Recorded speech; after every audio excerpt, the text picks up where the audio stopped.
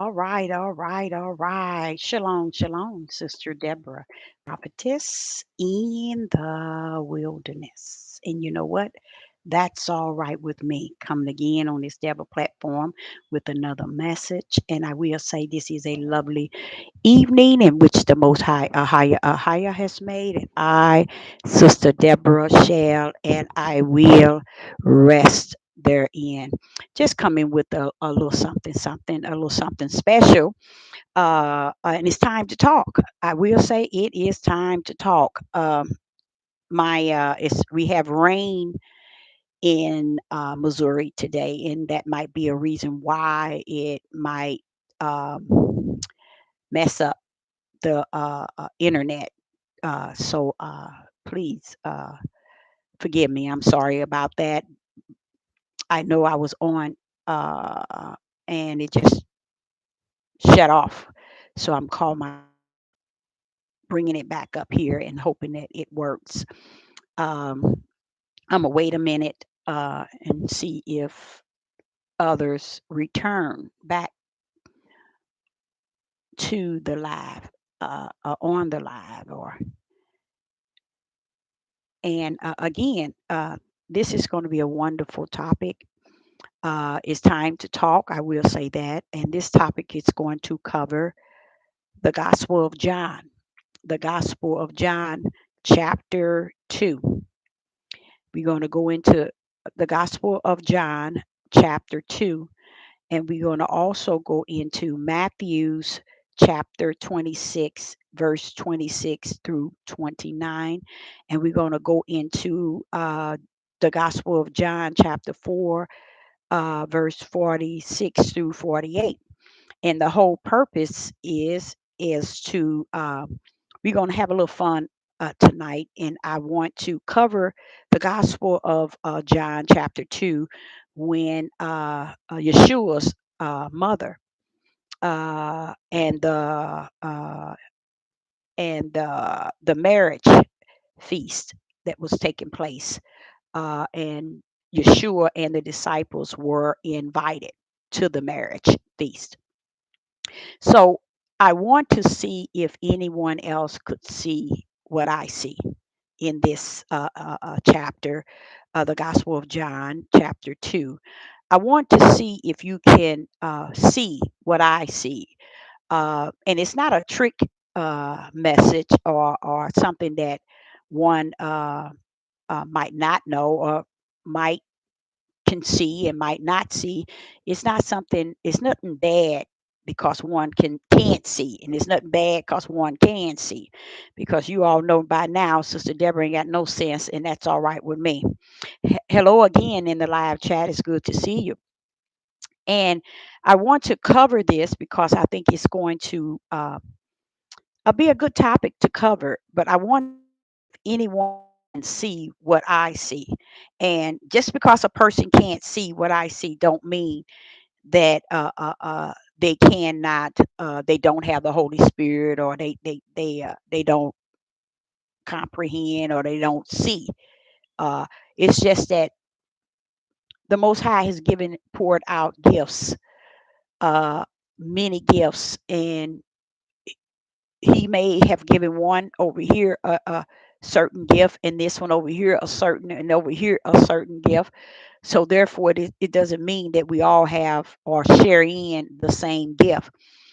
And in this here, the Gospel of John, chapter 2, I want to just cover it because I keep seeing something. And this is not just today, this has happened years ago. And I keep wondering, is it like this throughout the the study guide here, the Bible, which is the study guide?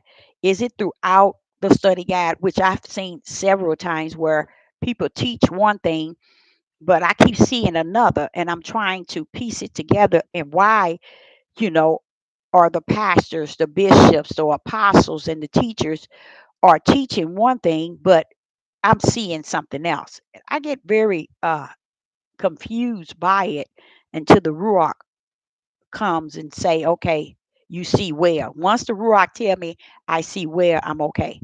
I am okay. Okay.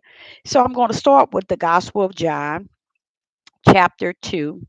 We're going to start with verse 1. And I'm going to go all the way down to verse 11, but I'm going to kind of pull out and pull back into chapter 2 of the Gospel of John, because I'm going to go over to Matthew's once I get into the chapter. So, starting off with the Gospel of John, chapter 2, verse 1.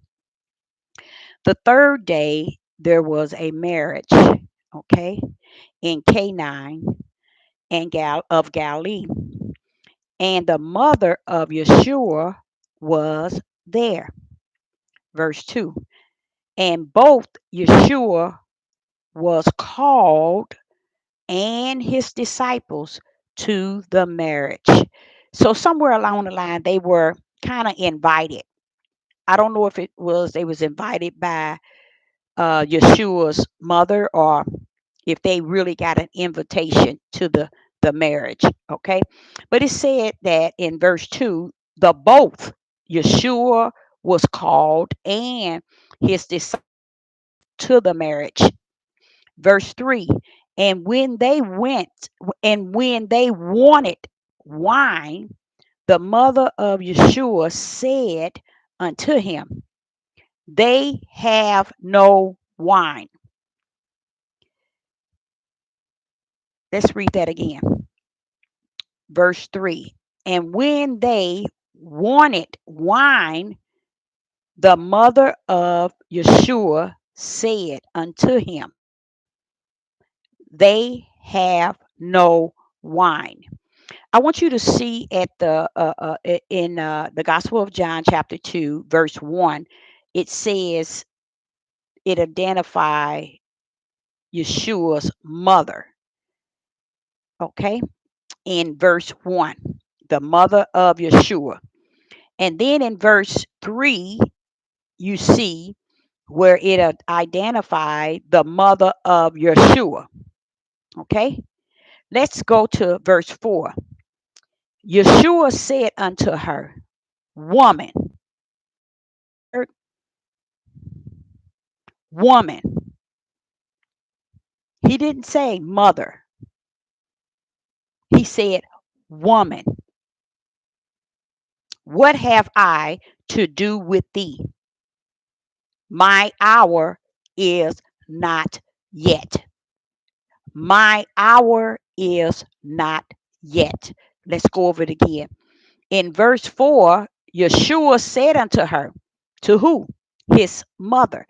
You notice it's not saying, mother, what have I to do with thee? My hour is not yet.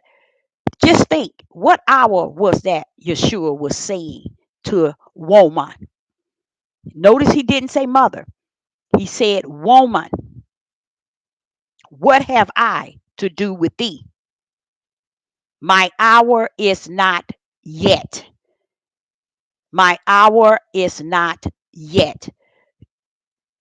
I'm not going to give it out. I'm going to go all the way through. Now, here is where we're going to jump into Matthew's 26. Why is it Yeshua addressing his mother that way? In Matthew's 26, verse 26, in Matthew's 26, verse 26 through 29. And as they were eating, Yeshua, this is the Last Supper, okay?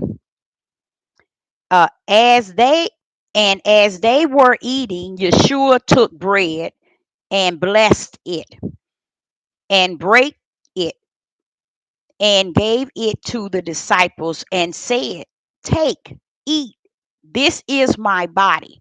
What time period was this? This is the time period in which he said to woman. He didn't call her mother. He said woman. John, the Gospel of John, chapter 2, verse 4. Yeshua said unto her, woman, what have I to do with thee? My hour is not yet. Yeshua was letting her know that there is a time period where wine will be involved, but it's a time period in which a higher has set. Okay, that's what he's saying. He's saying, my hour is not yet. He knew that the time period in which he here, that wine was connected to the day of the Last Supper, when his hour was near for him to be crucified, when he had the last meal with his disciples. Now listen to this.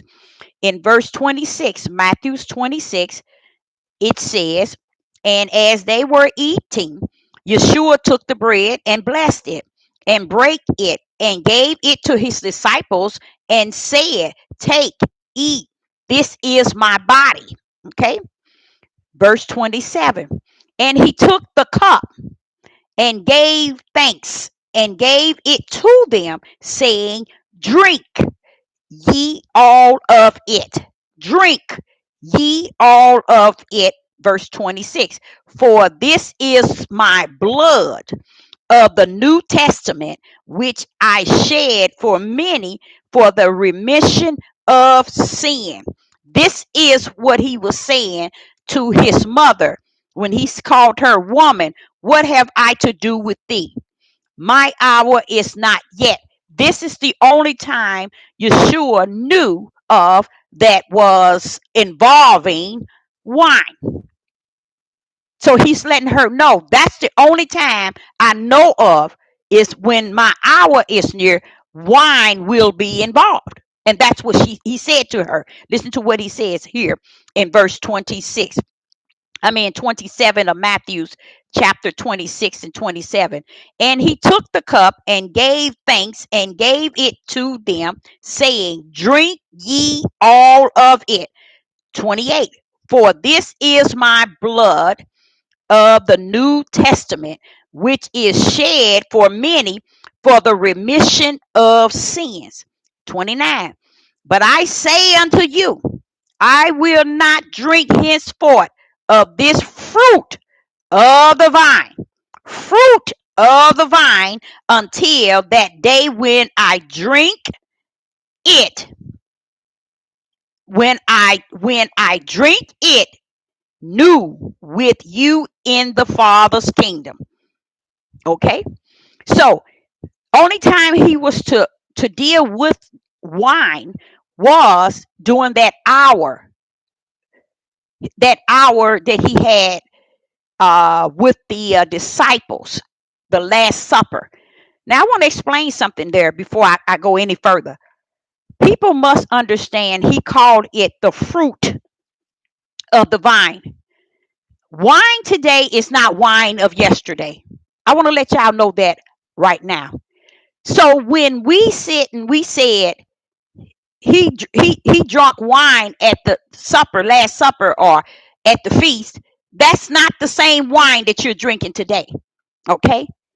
The wine that he speaks of is fruit that they hold over for a length of time. Okay? And it is wine. It is not what they drink today, the chemicals, the alcohol they put in it. See how sick the mindset of people would try to match the fact that Yeshua drank wine. Okay, and he said already here, he told them to take the blood, and this is the New Testament in verse 28, Matthew 26, verse 28. For this is my body of the New Testament, shed for many, for many, for the remission of sin. But I say unto you, I will not drink henceforth of this fruit of the vine until that day when the new, I drink it new with you in the Father's kingdom. And that wine too will not be the wine in which you all have made people believe that Yeshua made wine. and Yeshua drank wine, or Yeshua gave his disciples wine. This was fruit, okay? Fruit from the vine, okay? It was not all this stuff that people put into people's wine today. The wine that's made today, it's not the same. I know it. The world and everybody in it want to make it the same. You can make it whatever you want to. He says finished. It's done with. You can matter of fact, you can put whatever you want in the wine and drink it and labor it as something that is okay with y'all. It's not. But you can go on and drink it. I'm gonna show you exactly what I mean. So we're going right back to the Gospel of John, chapter 2, where Mary, I mean, not Mary, yes, his mother, uh, Yeshua's mother is approaching him, and he has words to say. He said, "Woman, what have I," verse 4, the Gospel of John, chapter 4, chapter 2, verse 4. He said, Yeshua said unto, "Woman, what have I to do with thee? My hour is not yet." Why? Because he's saying something, you all. He's saying something very powerful to you and I. That the time of the hour, the fruit of the vine, okay, would be something that he would give unto the disciples as his blood. So he's saying to her, well, what am I to do with that? I shouldn't have nothing to do with that. I ain't got nothing to do with that. Now listen to this. No, I can't give out the mystery. I can't give the mystery out until the end. Because I want to see who else can see into this. Okay. Okay, so he tells her, "My hour is not yet." He was talking about the hour of the Last Supper, where he has the fruit vine, and it's considered his blood. And he was explaining that he spoke that to a woman. He didn't call her mother. You notice that? He didn't call her mother. He said woman. I love that, because in that alone is a mystery. In that alone is a mystery, because in chapter 2 and verse 1, mother of Yeshua.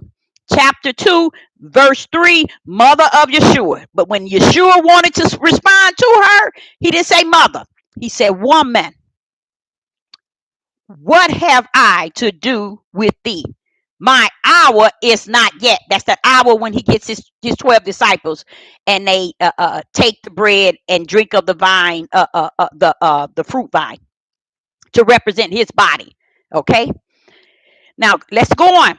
In verse 5, his mother said unto the servants, "Whatsoever he said unto you, you do it." Now notice what the mother said to the servants. His mother said unto the servants, "Whatsoever he said unto you, do it." Verse 6, and there were set there 6 water pots of stone, after the manner of. Verse 7, Yeshua said unto them, "Fill the water pot with water." And they filled them up to the brim. Verse 8, and he said unto them, "Draw out now and bear unto the governor of the feast." And they bared it. When the ruler of the feast had tasted the water, that it was made wine, and knew not hence it was, but the servants which drew the water knew. The governor of the feast called the bridegroom.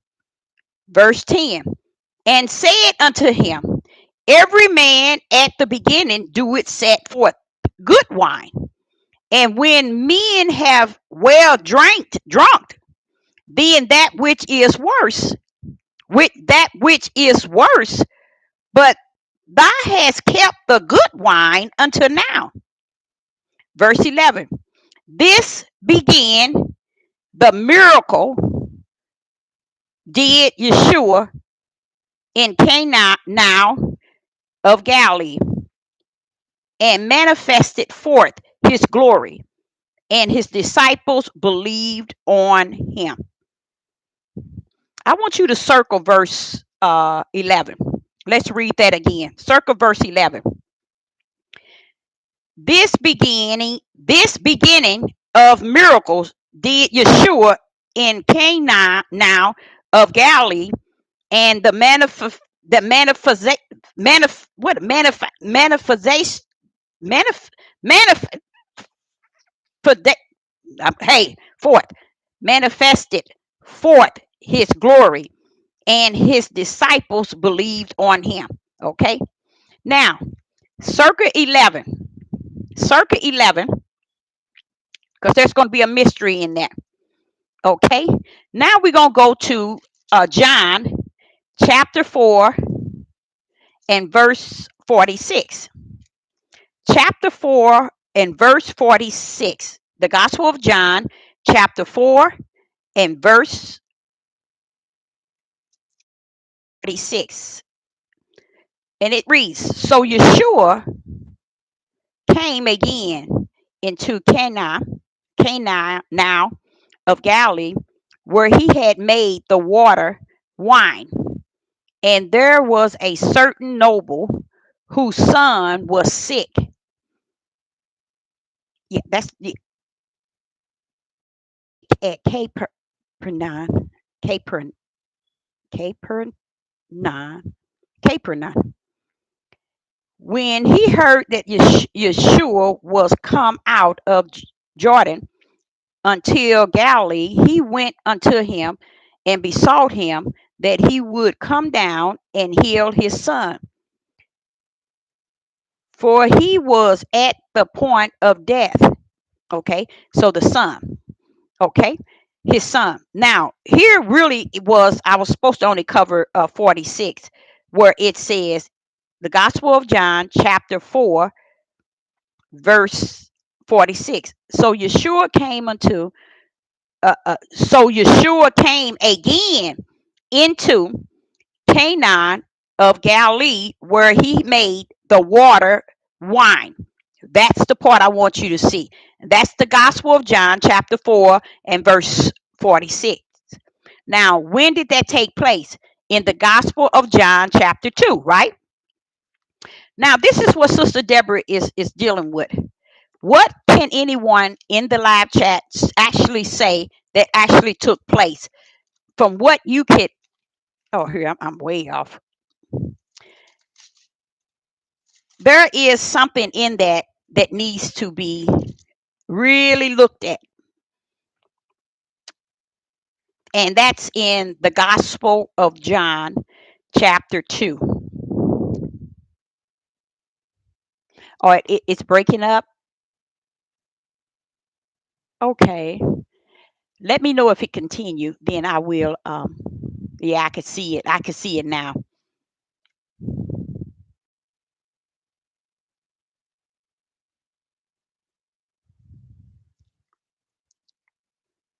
I see it now. It's doing. Is it okay? It's still breaking up. Yeah, we got rain here in Missouri. It's still breaking up. Is that yes? It's breaking up or okay? So I want to say this here. If anybody can go into the Gospel of John, chapter 2, and pinpoint what was actually taking place, anybody, it's good, good. Thank you. Anybody can tell me what was going on in the Gospel of John, chapter 2. Even where you see verse 4, when Yeshua said unto her, woman, what have I to do with thee? My hour is not yet. This is one thing I'm going to tell you in this whole chapter of, not the whole chapter, the Gospel of John, chapter 2, 1 through 11. It is said and it is taught by many, many people. Many people talk this message, but you all don't understand. And I'm going to give it to you anyway. I'm going to say it anyway. I know y'all, I know already you all ain't going to get it. I'm going to go and put it out there. What was the miracle? What was the miracle in John chapter 2? Yeshua and his disciples were invited to the feast. It don't look like they was invited. It was just they were called, meaning Yeshua's mother called Yeshua and the disciples to the marriage feast. Okay, let's anyone have any idea of what was the miracle in that situation? Should I read over it, or what?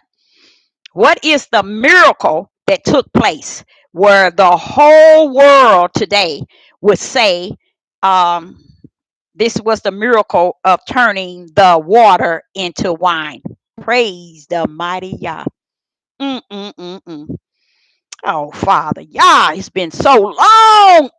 But then you know what he keeps saying to me while I'm talking to you all, even when I was on earlier, a few minutes ago, and the internet was cutting me off. He said to me then, he said, Deborah, if people don't know who us was in Genesis 1 and 26, it's a lot of things they just not going to know. Because see, there are mysteries that he have said in Revelation that he has given to his to know the mystery. You know, it's not given to everybody to know the mystery, and that's not a bad thing. Don't get me wrong, that's not a bad thing. I'm gonna give you all a couple of things after this here, just to show you how we can be misled. You and I, as human beings on this earth, we can be misled to believe something that's been taught for thousands of years, and we still living it today the way they say that it is, and understand it in here. See, I see something in this. I'm trying to see who else can see it. Come on now. Somebody out there, can you see something special in this here? The Gospel of John, chapter 2, where the Yeshua's mother invited and called him and the disciples and asked him and said to him that they were out of wine. They have no wine. What is the mystery in that?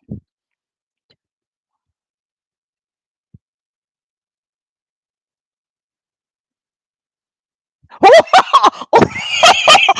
you did not. Oh, no, you did not say that. Turning the water that they use for washing for feet into wine. No,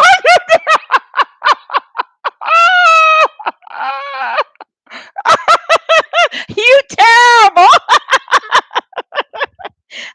That's a good one. That's a good one, though.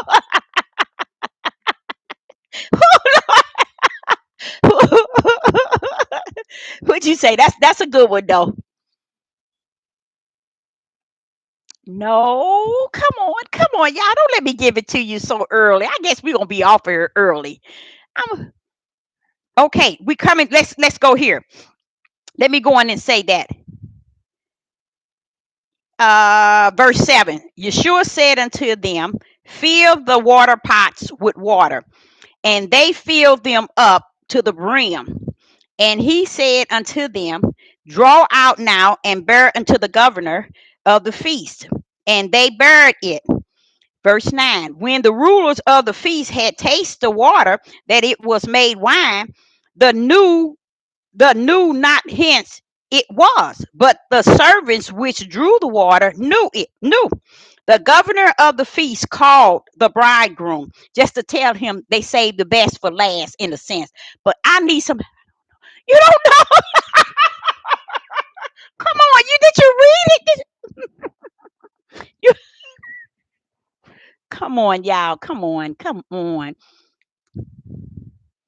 Yeah, verse 7 to 9, verse 6 to 9. Yeah, yeah, yes. No, 5.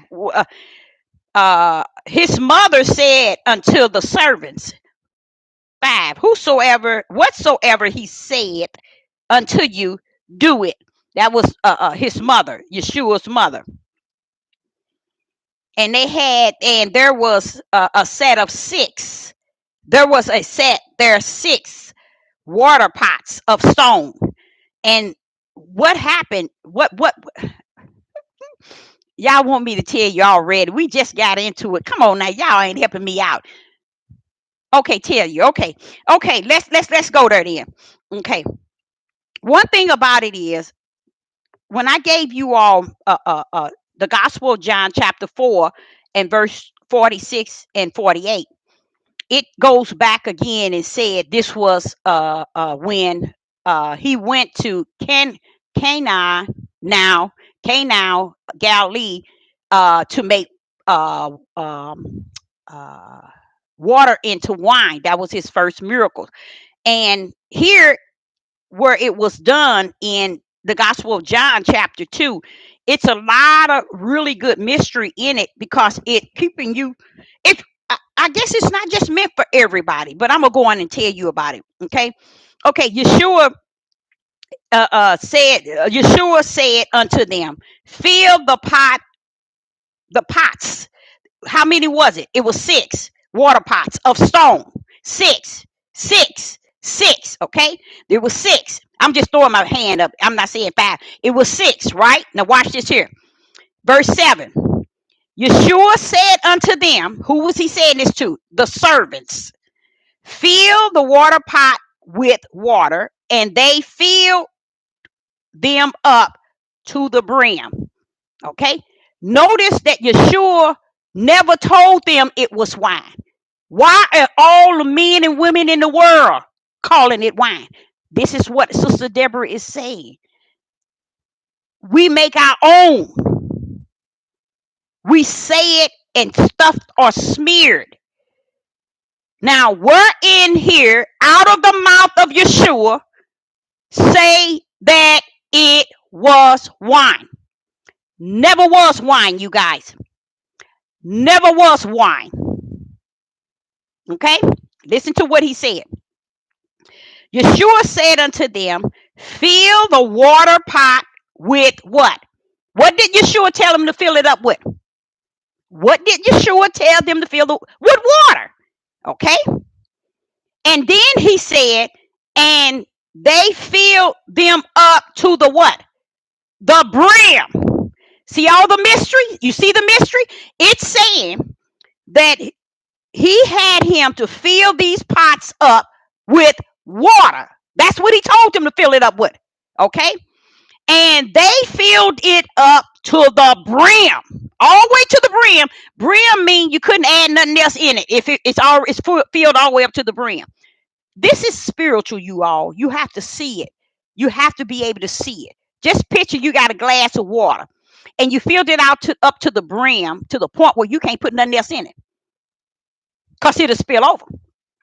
This is what the servant did, exactly what he told them to do. He said, fill the water pots with water. And they filled them up to the brim. Now watch this. And he said unto them, now draw out. Now.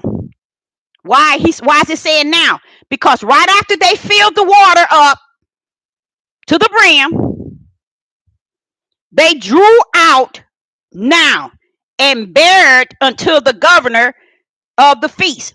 So you're going to the water fountain and you're pouring water into you're getting water into your glass all the way to the brim, and you're taking it and putting it on the table for, say, your husband.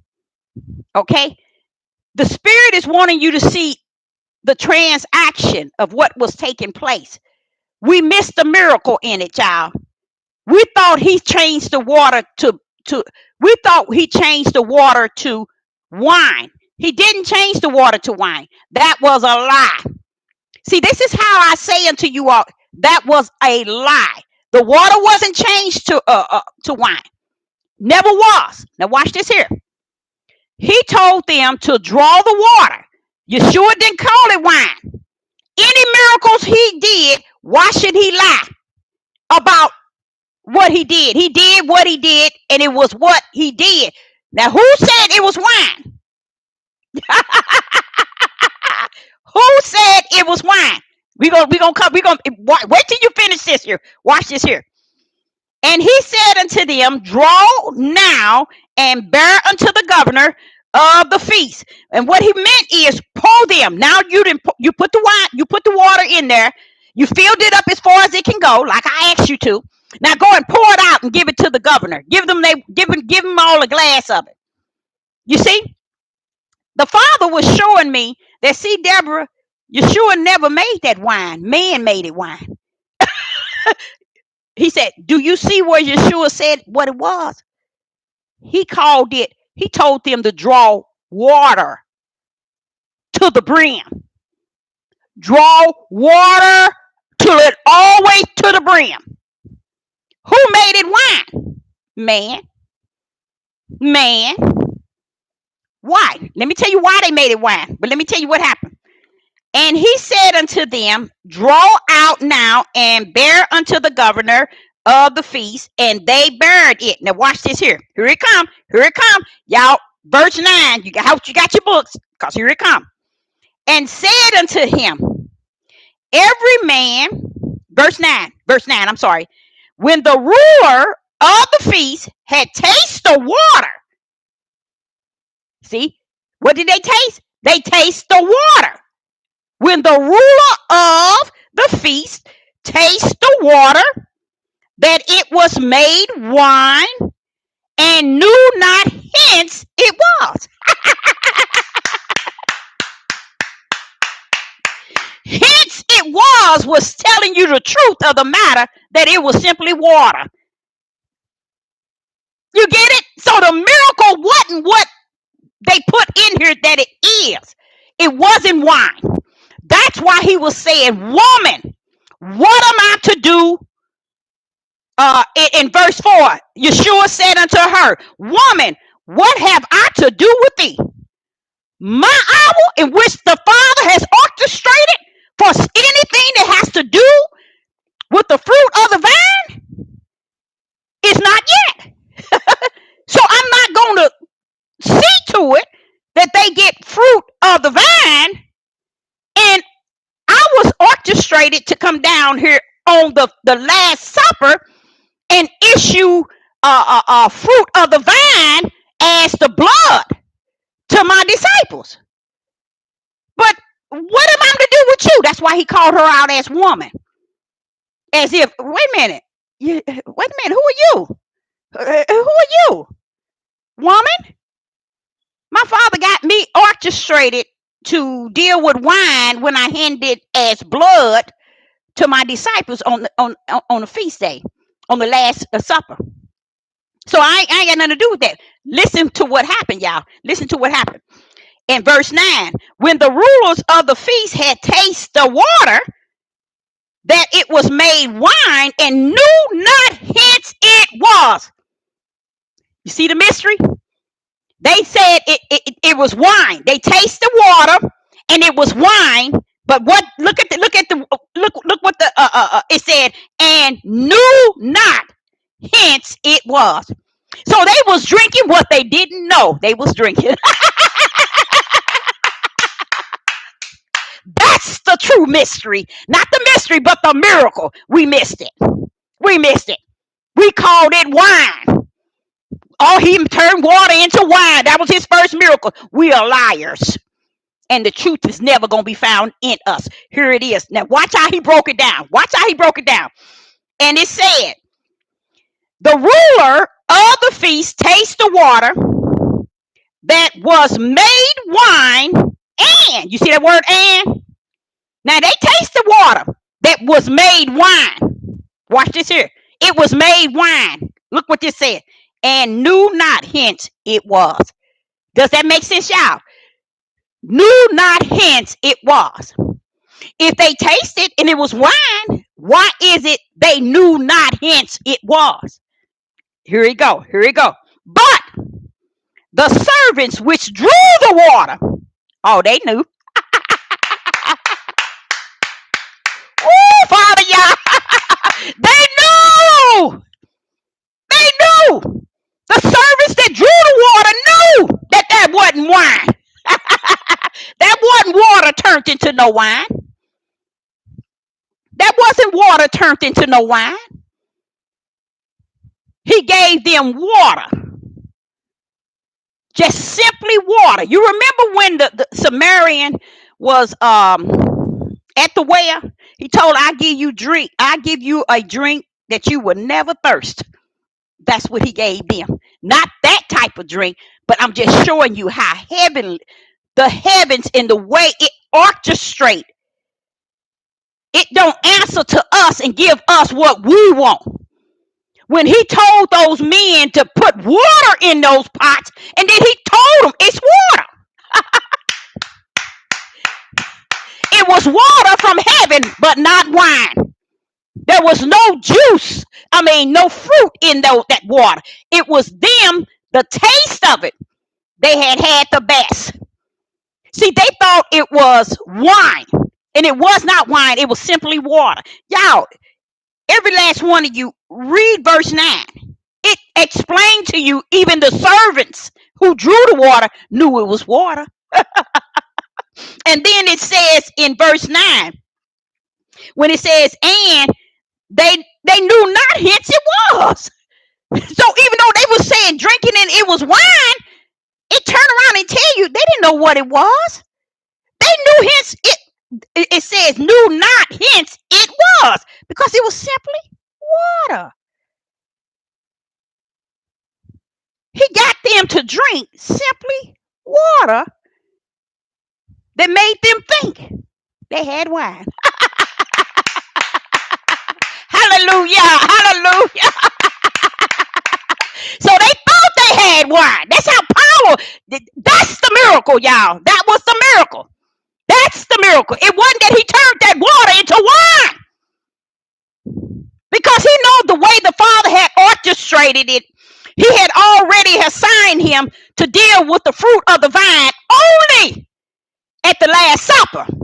Because even at the Last Supper, he told them he's not going to drink with them again until they get to the kingdom. You see what I'm saying? So that Last Supper was assigned to Yeshua, and that's why he called her out, his mother. In verse 4, Yeshua said unto her, woman, what have I to do with thee? That's a powerful way to approach your mother. But he knew his mission. I ain't got no business dealing with y'all with no wine. I tell you what, come on. What she say? She told the servants, do what he tell you to do. Yeah, he did. They did what he tell you. Draw that. He told them, take those pots, draw it with water. Look what Yeshua said. He said, fill the water pot with what? Water. Why did we make it wine? Why did we make it wine? Because the governor said it was wine. You see how we off balance? We didn't take him at what he said. We said it is wine. He made it wine. But he didn't say he made it wine. He said, I told them to draw the water in these pots, all 6, all the way to the brim. And the moment you fill it, fill all 6 up, pour it, and give them to them, and let them drink. That was the miracle. Not that the water was turned into wine.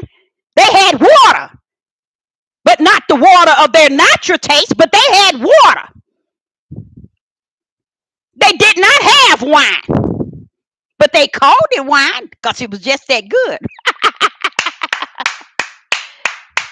That was the miracles. And we took it on as well as in the biblical, and how we don't understand who's orchestrating this. That's why we needed the Ruach, because it comes to tell us spirit and truth and the truth of the matter. Now, if you all can go back and you can see 9 tell you the whole mystery. Matter of fact, not only 9, 7, 8, and 9 tell you, because even the servants, what does it say about the servants? But the servants which drew the water, they knew. They didn't know. They didn't know. They knew that the water wasn't wine. They knew it wasn't. They the one drew the water. They knew the water was not wine.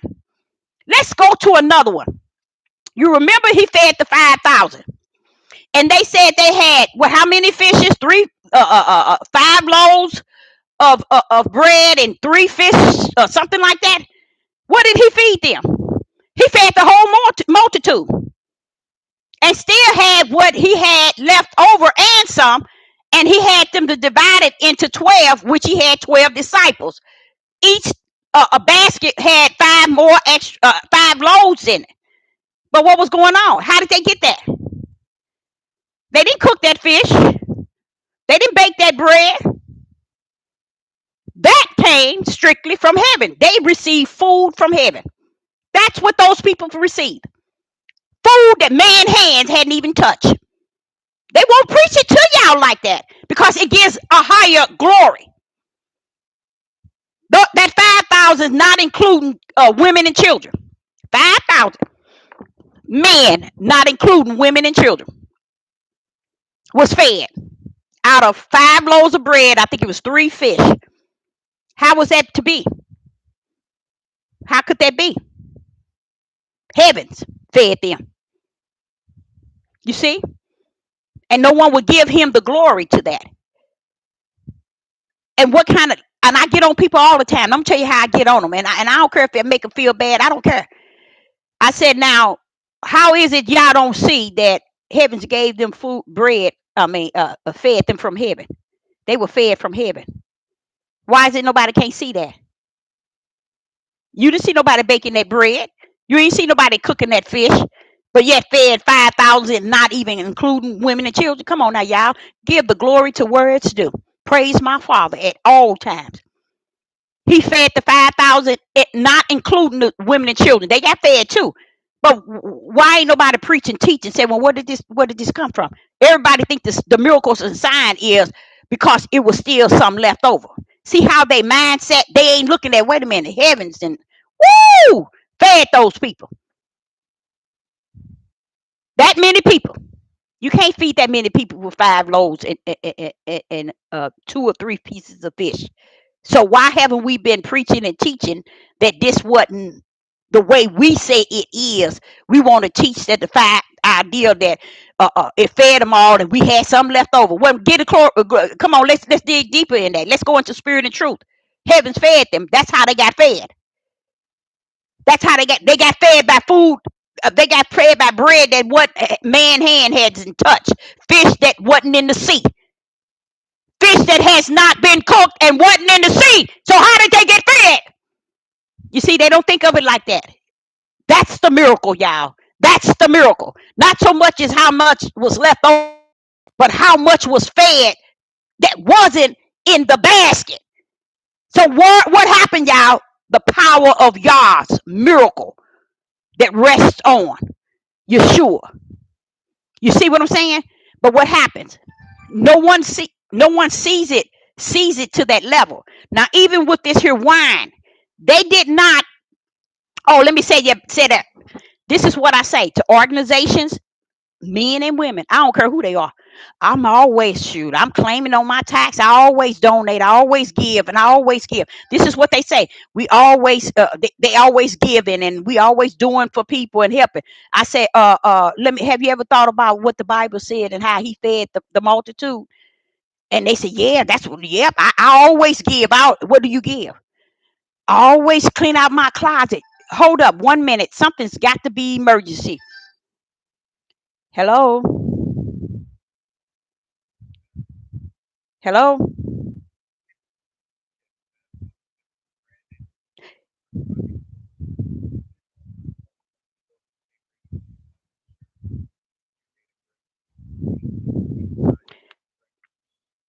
You have the wrong number. And don't keep calling. If you called once or twice, you don't keep calling at this time someone's number like that. Wrong number. And he just keep calling like he. Whew. But this is what happened is we don't see him in the spiritual realm. That's what I'm saying. What is it that we don't see a higher, nor Yeshua in any type of spiritual realm, any light? You see, so even with organizations, when they come talking about, yeah, our organization, we take care of this, we give this, we give this. But what are y'all giving? Never give your last. Never give what's in your closet or what's in your refrigerator. Give your best. Give your best. Why? Because that's what happened when he fed the 5,000s. He gave them food that wasn't baked by the hand of man. He gave them fish that never seen the sea, didn't come out of the water. He gave them food from heaven. This right here, they had simply water. That was was the miracle. They didn't have wine. That's why they want you to see what Yeshua said. Fill the water pot with water. Fill it up with water. And they filled them up to the brim so that you can understand nothing was added.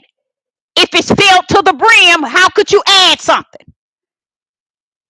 There was so much water all the way to the brim. Now watch this here. That's the purpose of it letting you know that they filled the pots up to the brim. Is to let you know that they didn't have something that was added. Watch this here. And in verse 8, and he said unto them, draw out now and bear unto the governor of the feast. And they buried it. I mean, they gave them a glass, everybody a glass, and the ruler of the feast had taste the water. See, he tastes the water, that it was made wine. He said it was wine. Yeshua didn't tell y'all it was wine. So where do we get that from? See, just like I tell you, we as people tends to mimic people in the Bible. We want to try to mimic Sarah, and a lot of us don't mimic Sarah, but Abraham, Isaac, Jacob, David, and all of them trying to mimic their lifestyle and what they did. But you notice no one wants to mimic Yeshua HaMashiach. No one wants to walk in his footprints behind what he did and how he did things. No one. No. Because if they walk as he walked, guess what, y'all? The miracles and signs shall follow them. But they're not going to get behind him because they're not interested in the miracles and signs and wonders. They want to run behind some woman and some man and follow their ways. That's loaded with sin. But they don't want to get behind the one that come to show us an example of how we can walk upright in the eyes of Yah. We might not be perfect, but he just gave us an example that he was perfect, and that what? You all can walk just like I did. You might not be perfect because I am the only one set down here to be perfect. But I come to give you an example. And that's why you don't see the miracles and signs. The miracles and signs it ceased. It's not, let me stop. It's not ceased. It's greater in us. But because we don't feel that we don't have no desire to activate it and put it to work, then it just sit there. Just sit there. You see? Now here it told the story. It laid it out. And in verse 11 it says, this was the beginning of miracles did Yeshua in Canaan now and Galilee, and manifested forth his glory, and his disciples believed on him. Come on now. What did he do? See, this is you can even hear in verse 11. Read verse 11. You can hear this is just what the mouth of a man just spoke into existence. Because if you listen to it in red, Yeshua said what he put in the pot. He said, fill it up with water. And then in verse 9, it lets you know that the water that was made wine and knew not hence it was. They calling it wine, but the servants who drew the water knew. But it says here that the man that said it was wine knew not hence it was. They had no idea what they didn't know it wasn't wine. I don't see if can you read that and see that? He's sitting here saying, when the ruler of the feast had tasted the water, that it was made wine, knew not hence it was. They didn't know that it wasn't wine. It was just water. You see? Now here you go. Watch this here. But the servants that drew the water, which drew the water, oh, they knew. They knew it wasn't nothing but water. You get what I'm saying? You remember when Yeshua even had that lady at the well, and he was telling her he can give her a drink that she'll never thirst again. We don't understand the significance of water. As I did more search on water being present, then there is a water, okay, that deals in that spiritual realm with Yeshua Hamashiach and you Ahia. There is a water. You see. So what I'm saying is, cause the governor called it water and said it was made water. The world turned around and said it was water. He made water into wine. Ain't that deep? To me, it is. That's deep. And they made it to be the first miracles. And you notice it says that in the beginning of the miracles did Yeshua of Cana now of Galilee and manifested forth his glory. See, his glory. Someone saying what he did, not looking at the fact of knowing spirit and truth of the whole matter of what it's saying. He said what he did. He told them in red, fill the water pot with what? Water. Why was he saying that? Now, if he would have said, fill the water pot with water, and they filled the pots with water, and you seen Yeshua do something, or you seen him bring it to a sign of a miracle or whatever, and he said something, but it tells you it was simply water. Heaven's got water that you have never tasted. No on earth. They did not have wine. Why? Because Yeshua answered the question in verse 4. Yeshua said unto her, woman, what have I to do with thee?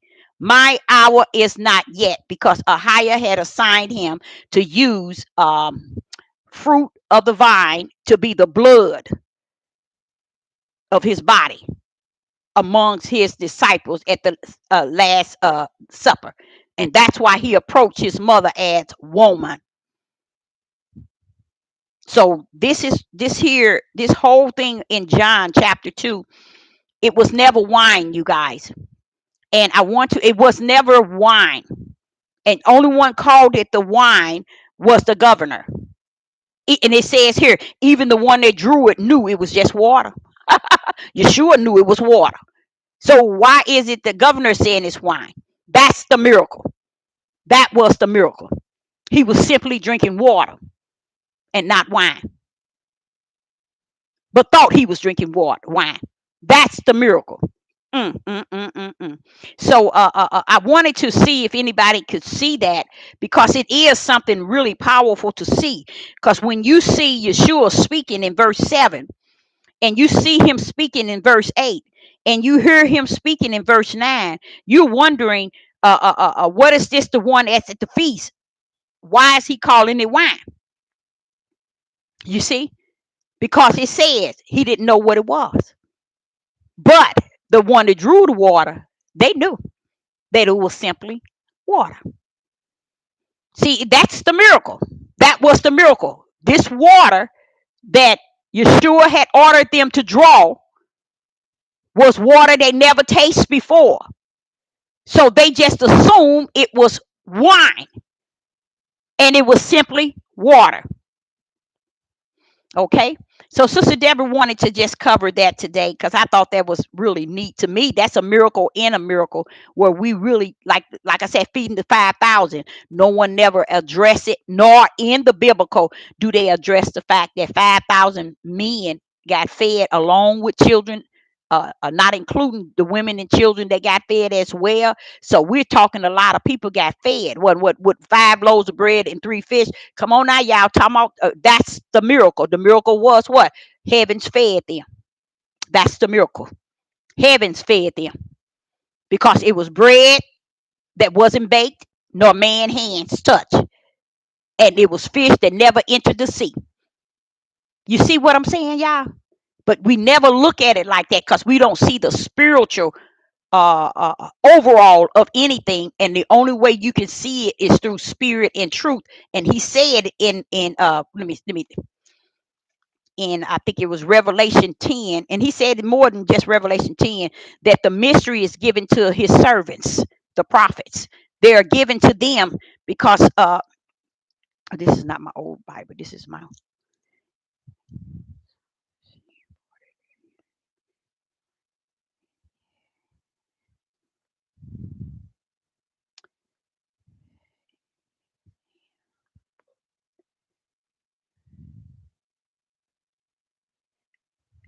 Nope, it's not. Where's? Oh, here's my other Bible. But yes, anybody have any questions?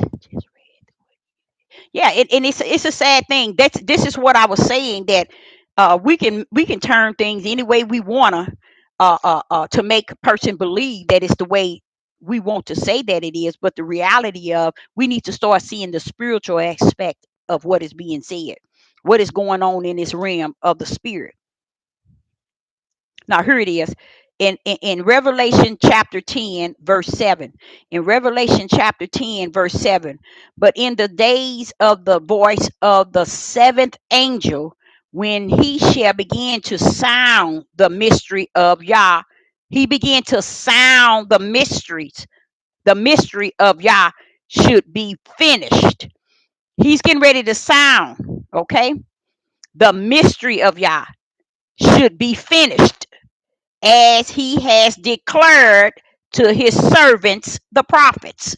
And see, this is a part that the pastors, the bishops, the apostles, the Maureen's, the teach, those people who wants to be the head over everything don't understand. How you already got his order.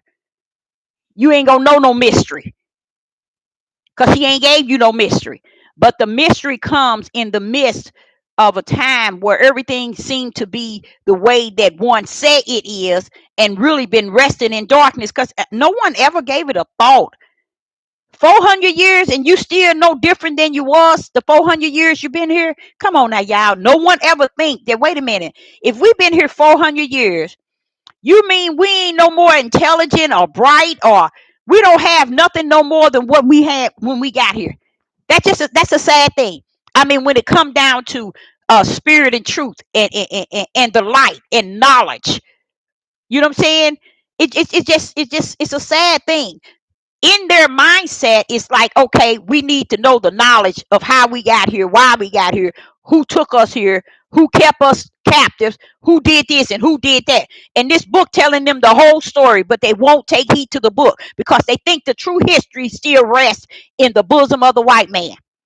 Yes, because they don't want to accept the Deuteronomy 28. So they search for their history in the bosom of the white man, even if they have to go to the bosom of the white man to get their books or to hear what they have to say. They will take what they have to say before they take what this book is really teaching them, because they looking at the idea. I will prefer the heathens books and the heathens what they saying that happened versus this book, because they don't have the Ruach HaKodesh.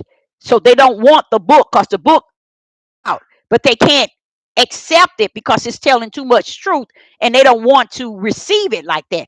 They feel that it's more to it than what this book is saying, that they're trying to run after. Oh, it's so much they hid from us. It's so much they lied to us about. It's so much they took from us. Or they took this from us. They got our this. They got our this, and has missed the whole Deuteronomy in where? Torah.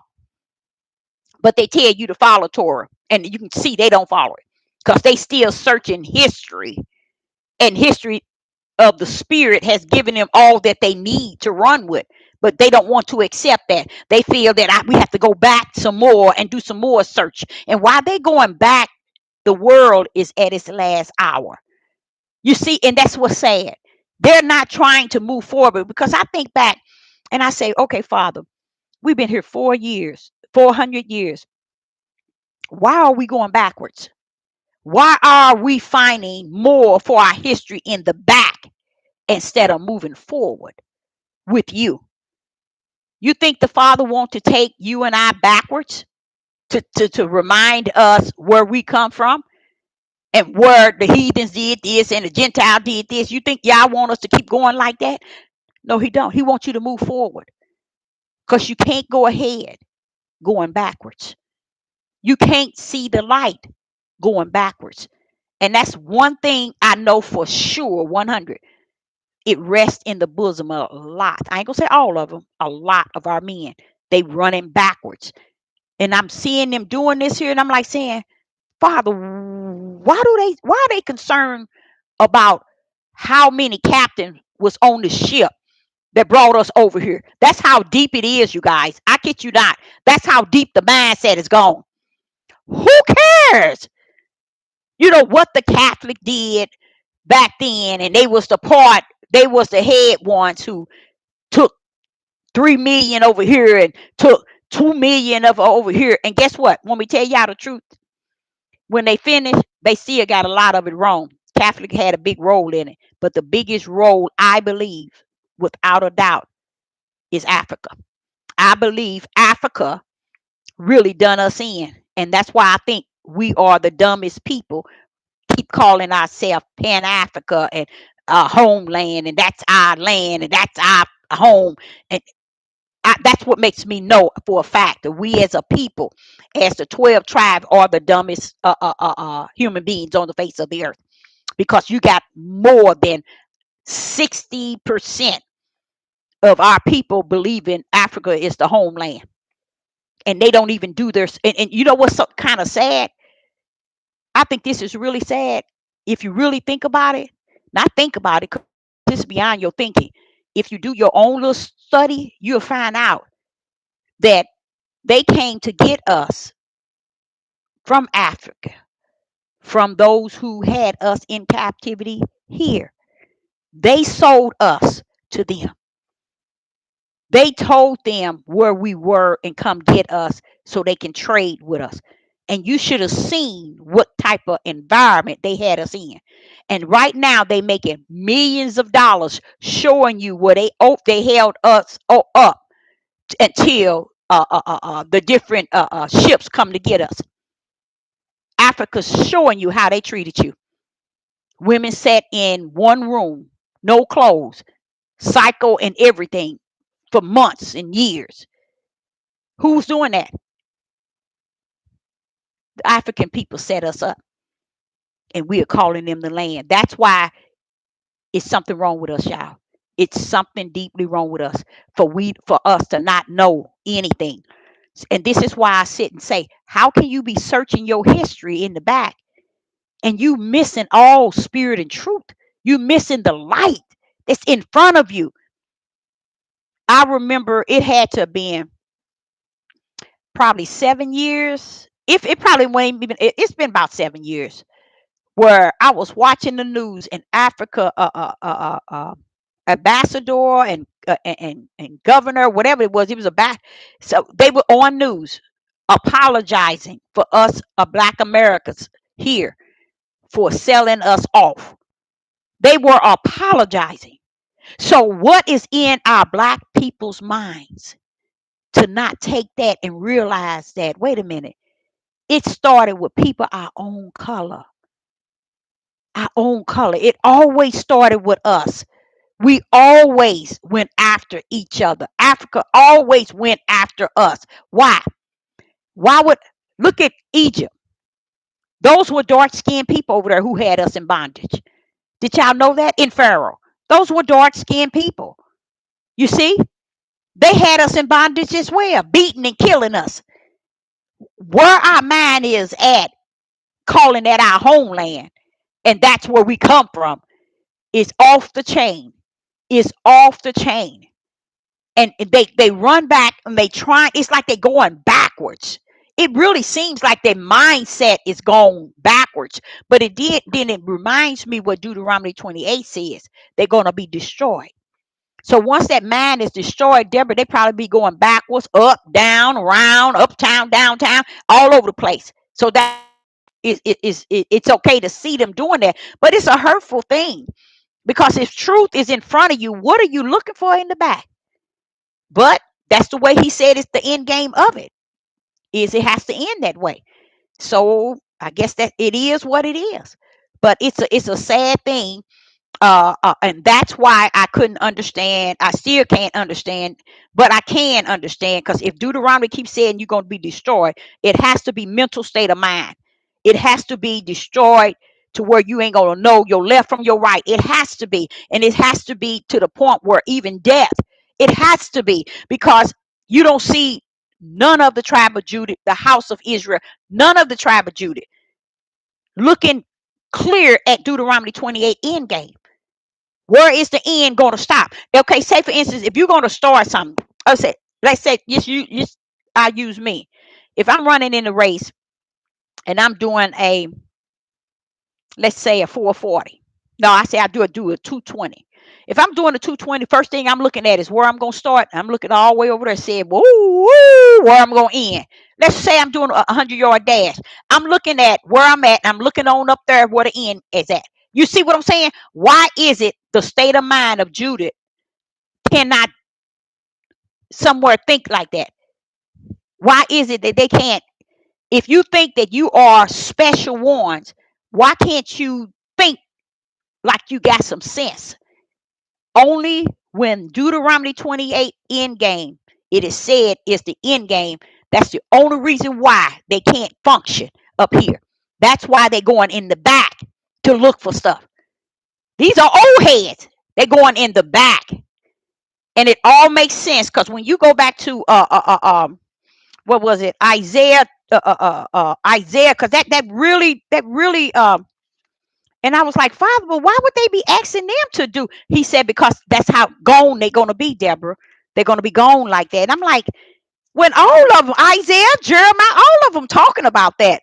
And I'm like saying, but that's kind of crazy. Why is it the old heads are trying to get the young heads of the tribe of Judah and Jerusalem? I mean, yeah, Jerusalem. It says that. Why would they be trying to get them to be rulers? Listen to this. Isaiah chapter 3 and verse 4. And I will give children to be their princes, and babes shall rule over them. That's what how you're setting it up then. He's gonna let the young ones rule over the old heads because they done messed up from the flow up. Okay? And the people shall be oppressed, everyone by another, and everyone by his neighbor. The children shall behave themselves proudly against the ancient. See that? The young one's going to be overriding the older ones. And guess who's going to be dealing with those disobedient children? Who's ruling over the men? Guess who's going to be the women? Going to have to rule over their chaos. And this is what you see. That is, and men shall take hold of his brother of the house of his father and say, thou hast clothed, be thou our ruler. See, for let this reign be under thy hand. And what the young guy gonna say? In that day shall he swear, said, I will not be a healer, for in my house is neither bread nor clothing. Make me not the ruler of the people. See, these gonna be males trying to figure out who gonna rule. The elders, the ancients gonna say, "Well, here you rule, young people, young men," and the young men gonna say, "No, I don't want it. I ain't got nothing. I ain't got no money. I ain't got nothing. I can't rule." And then it said, "What happens?" And the women shall rule over them. Who is them? Those children here come to oppress us. That's what it's saying. So I'm looking at all of this and I'm like saying, no wonder they going backwards. They don't want to face forward. They don't want to check out what's going on ahead of them because it's too heavy. They can't come back and pick up and take care of their children and take care of their families and take care of their children like Ahia said they are to do. They can't fulfill it. They can't fulfill it because that's also in Deuteronomy 28.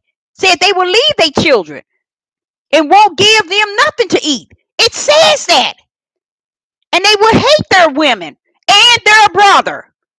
This is actually taking place, but they don't want to see that. They don't want to face none of that has warned them. They want to go in the back and figure out how many captains was on the ship when we came over here on the slave boat.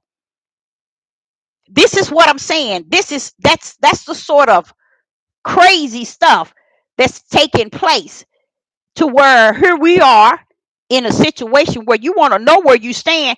The only thing that they think that they can do is try to prepare for growing food, building, and having stuff in case the country go down or it falls or whatever.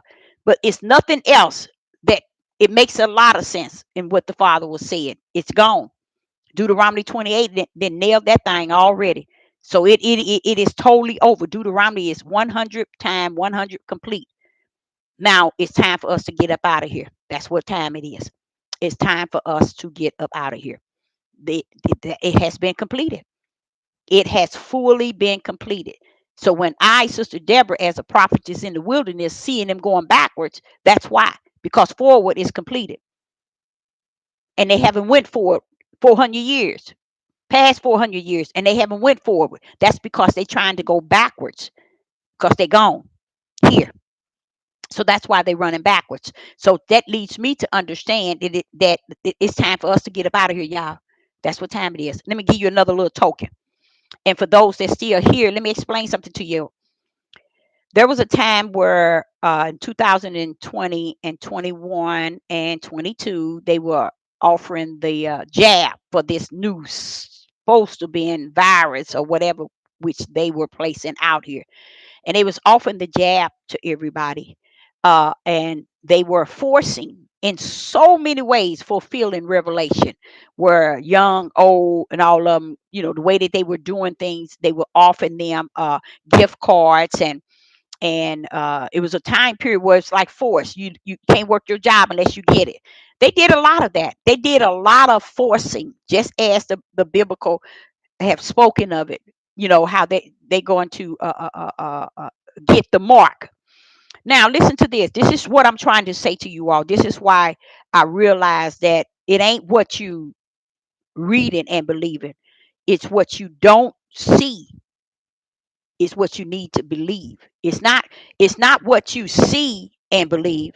It's what you don't see and believe. Now I'm gonna give y'all something, and I don't mean to hurt nobody's feelings, but I'm gonna go and tell you what it is. The people were given a shot in their arms. Okay, they were given a shot in their arms. Okay, when you look up the word ARM in Hebrew, arm mean hand. Hand mean arm. That's what it was saying.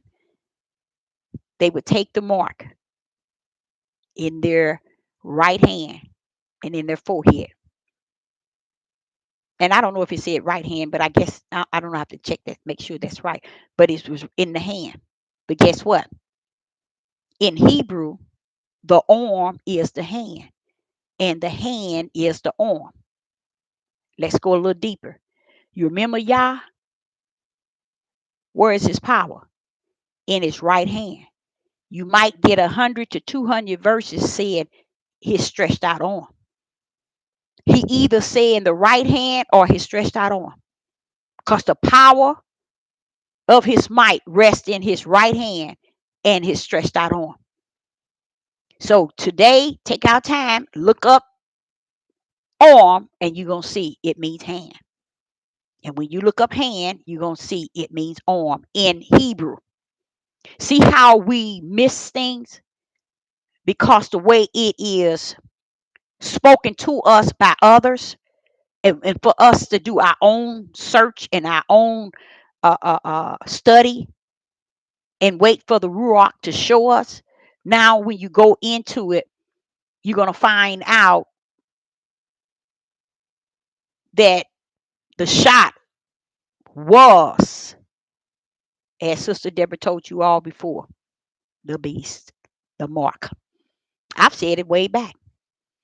And now you see some scientists, some even Europeans, claiming it to be.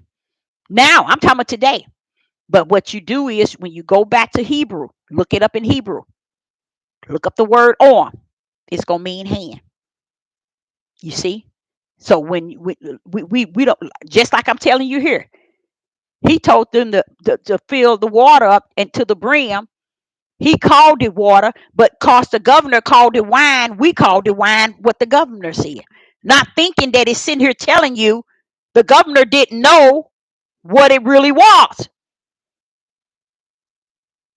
But the servants who poured the water knew what it was. That's showing you it was simply water. See? The miracle was that they tasted and tasted to be what it wasn't. That was the miracle. Not that it was wine, but that's how we take on. And no, I don't think it was really his first miracle. because it wasn't a miracle that he was sent down here to it wasn't one of the miracles that he was assigned to. That's why he approached his mother the way that he approached her. Woman, what is it I have? What is it? What did he say? I have nothing to do with thee, woman. Now, after all he was telling you, mother, mother, mother, his mother, and she, and all of that, but then when he addressed his mother, he called her woman. And you have to look at how it's really saying it in a sense that I wasn't missing for this, you know. And I like that. I liked how he said that, because he didn't say, mother, what have I to do with thee? He's letting you know this wasn't. He said he didn't. He letting her know that I wasn't mission for this. He said, and Yeshua said unto her, woman, what have I to do with thee? What have I to do with you? What I have to do with thee? You know what I'm saying? Well, my hour is not yet come, because that's what I was assigned to. When you trying to get me to make some wine, that's their issue. Mine is when I eat the last supper with my disciples, and they take of the fruit of the vine, which represent my blood. So what are you talking about? See, that was we just made it what we want to make it, and the answer rests right there in 7 and verse 9, telling us exactly what it was. We took it and made it what we want to make it. And that's what I was saying. And that's throughout the whole book. As time go on, and the spirit of the most high. Now I want to say something to you all. I cannot see these things on my own. I see it. If I'm reading and all of a sudden he said, look at that, you missed something. And I might like say, no, I got it right. I know. No, you missed it. And I'm like, wait a minute. Yeshua said that it was water. The servant said it was water. All throughout it was water, but who was the governor to say that it was wine? That was the miracle. It wasn't wine. You see? And it's amazing. It's amazing how we have, and it turned around in the Gospel of John chapter 4 verse 46 and 48, saying the same thing over again.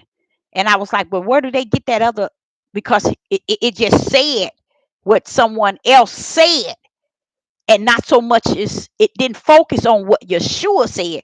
It focused on what somebody else said. I said, that's about right. That's about right.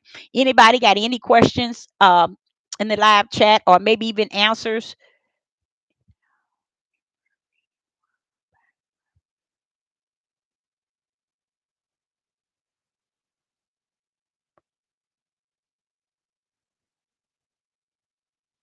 Oh, yep, they said it's wine. Yep, the churches, that's what they used to say all the time. But all you have to do is look at their, you question the big questions rest in verse 9. The big question rests in, why is it saying they didn't know, hence it was. But the servant knew, because it was simply water. Just like they when he fed the 5,000, it was food from heaven. It wasn't food that fish come out of no sea, or bread that was baked by man. So we see how we need to let the Ruach teach us, so we can be able to go deeper into spirit and truth. Because if we just rest in what man is saying and man is teaching, he gonna let us only know what he's teaching. He's not gonna let us go deep. Because I have snapped onto more than one organization, telling them y'all shouldn't be giving these people this used stuff, and then say y'all represent the God. How y'all doing that? Just imagine how he fed his 1,000 with bread that wasn't baked by man hands, fish that never hit the sea. He gave them the best from heaven. So why are y'all giving people used stuff? And that's why I say, if you give something, give your best.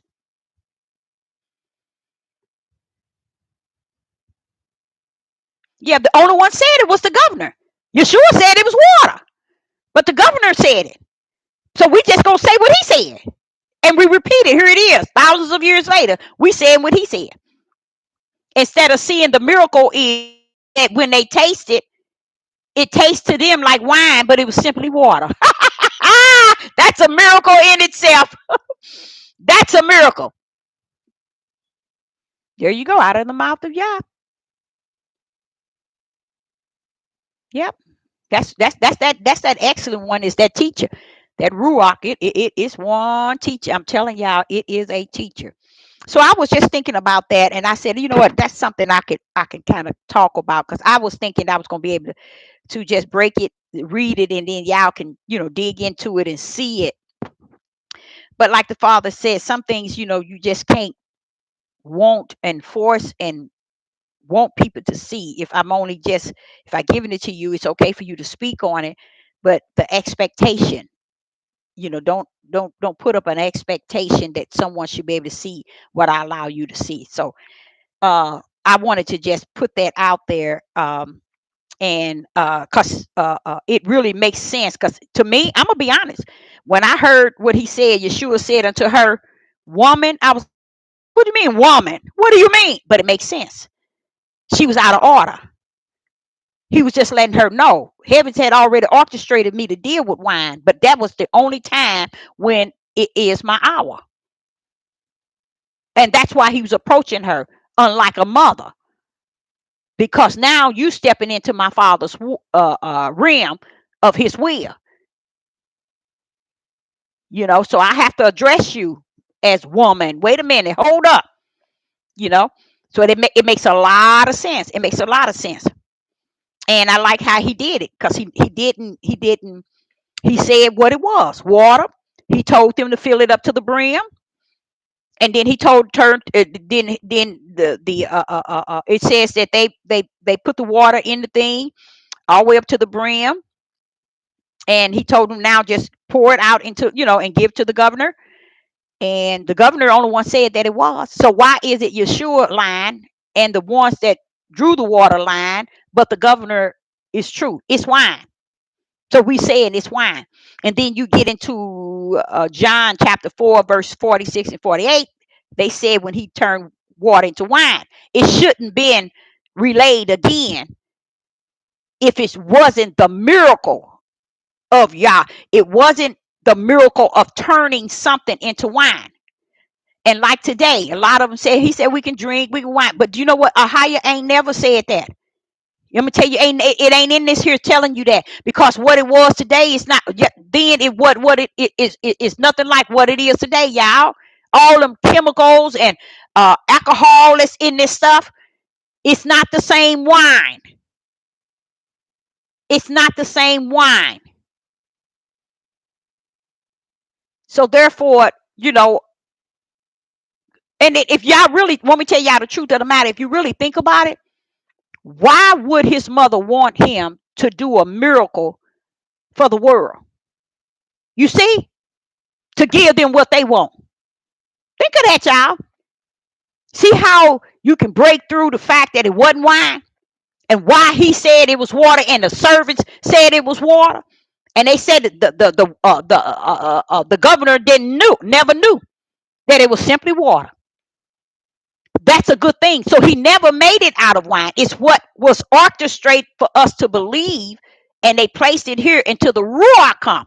And when the Ruach come, it teaches us spirit and truth in the right and proper order of all things. You see, to where you can't just say that, you can't close the book up and say no, no, no. This was a guide, okay, and a study guide, and he comes in and he breaks this thing up and down in us the way it should be, the way it really was. And I like that. I like that because in the Gospel of John chapter 2, it shows you an example of how we can say that it's wine, and then back it up again in another chapter and in another verse when simply it wasn't wine, it was water. Okay, and it identified that during that time, but we took it as what the governor said that it was. And this is what we do all the time. We take stuff that is said out of the mouth of man instead of listening to what is coming out the mouth of Yeshua and what's coming out of the mouth of Yah. We just take it out of the mouth of man and say, okay, it's like this here. We rather go this route.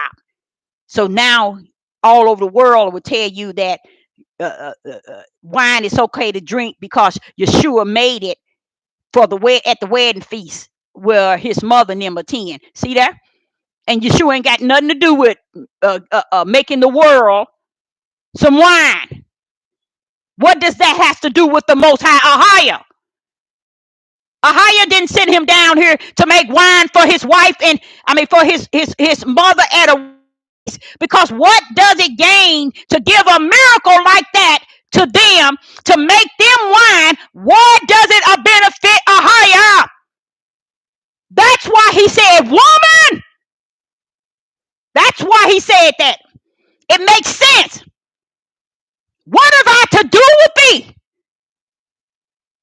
You telling me if I'm gonna start my first miracle, you want me to do it and give the world wine? Come on now. Something wrong with that. Something wrong with that. Why? It wasn't ordered by Yah. And that's what he was telling her. His hour is not near. My hour is not yet come. That's the only time I know to give my 12 wine. And here it is. And it's not even wine. It's fruit from the vine. And this is what they were sitting here asking for wine.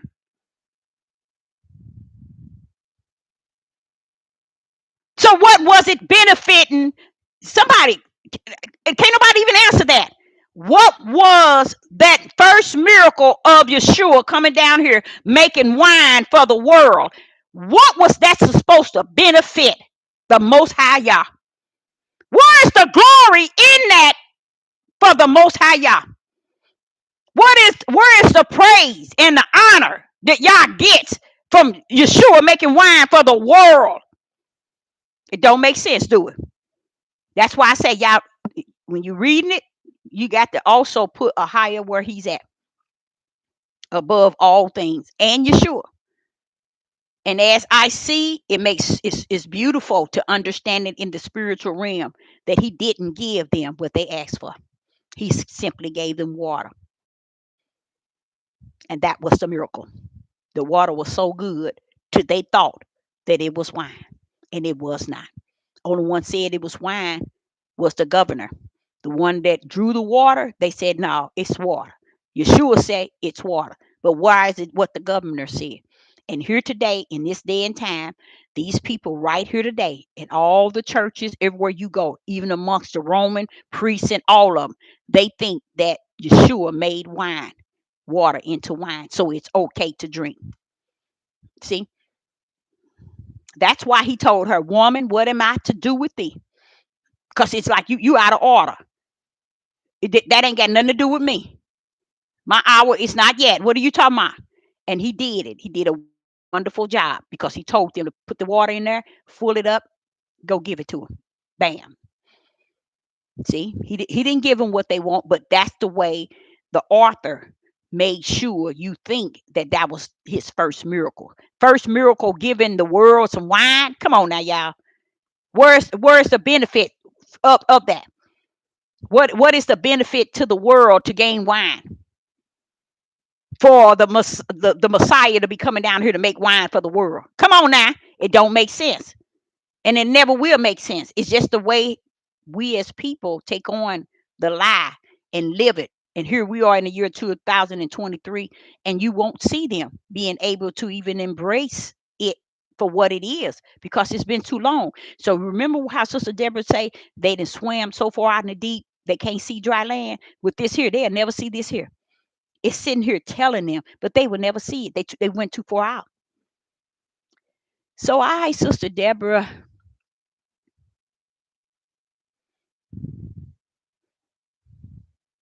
it really don't. And it's all, I guess it's all okay though. It's all well in Yah because that's why he said the mystery is given to certain ones. And then it also show you how why the gate is narrow. It tells you why the small remnant is small, a small remnant. You wonder, why is it so? You Satan, why do Satan get the majority? I put it like that. Why do wicked and evil get the majority? And it makes sense because they take on everything that's not of Yah, and they make it what they want it to be. Because I had to pull out also in John chapter 4, verse 46 and 48, wondering why they said, bouncing off his first miracle, when he made a miracle, and it don't even sound right, y'all. It don't even sound like it's a real miracle. It doesn't sound like it's a real miracle, like when he raised Elijah and he calmed the storm and he fed the thousand, and all of that. It doesn't even sound like a real miracle if you really think about it. But you just see that it's placed in here and you trying to figure it out. But then more so when the Ruach come and he start to show you in verse 9 and see how Yeshua had made his statement in verse 7, and it was fully revealed in verse 9. It closed it up. And then it was talking about what when men with the what's his name, the governor, he can say what he want to say. All you got was water. The servant knew it was water, and Yeshua knew it was water. So uh, uh, uh, that's what's that. But in the minds of people today, they would. But another question that one person should ask themselves: why would Yah have Yeshua coming down here as the first miracle to make wine for the world? You see what I'm saying? Why would he do that? You ought to quit. You said mad about the wine. I'm seriously. Why would the first miracle of the Messiah be about making wine for the world? When you might say, when Sister Deborah, maybe they wasn't the world. Okay. If they wasn't the world, why was he making that statement in verse 4? Woman, what do I have to do with thee? I'm not of the world. That's what he said. That's a worldly matter. What am I to do with thee? That's what he said. That's a worldly matter. Only time I know about the wine, the fruit from the vine, is my hour when I give it to my disciples as my blood. What are you talking about? You see? And he addressed it just like that, as if this deal with the world. What you talking about? So it doesn't make sense, y'all. That's where I'm saying, even if you want to make it sense, it doesn't still make sense. Why would his first miracle be giving wine to the world? It doesn't make sense. It doesn't make sense, and that's why he made it very clear. Fill the water pot with water, and until they filled it all the way to the brim. The brim represent nothing else could have been added. Nothing but water all the way to the brim. And he said unto them, draw out now and bear unto the governor of the feast. And they did bear it. But verse 9 told the story. And when the ruler of the feast had tasted the water, wait a minute, hold up. When he had tasted the water, that it was made wine, he said that it was made wine. Even the governor didn't say it was wine, but not in verse 9. But he tasted water, that it was made wine, and knew not hence it was.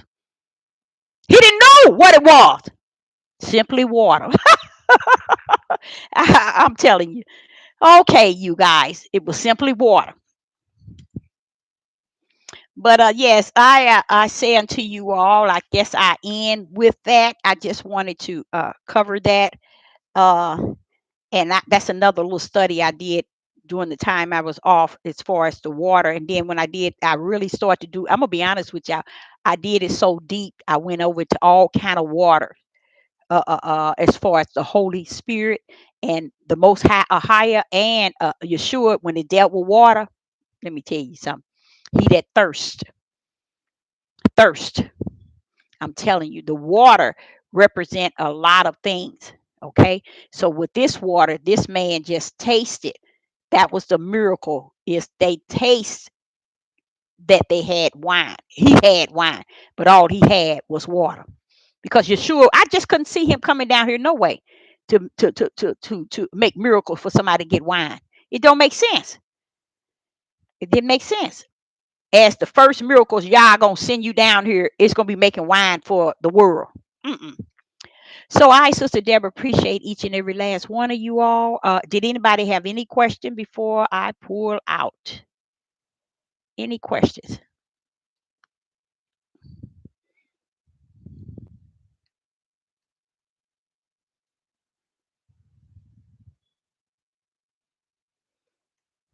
I guess no questions. I guess I'll be out. So I, Sister Deborah, say to you each and every. All right, thank you. I say. I guess I'm out. All righty. Appreciate you all too. Shalom and shalom.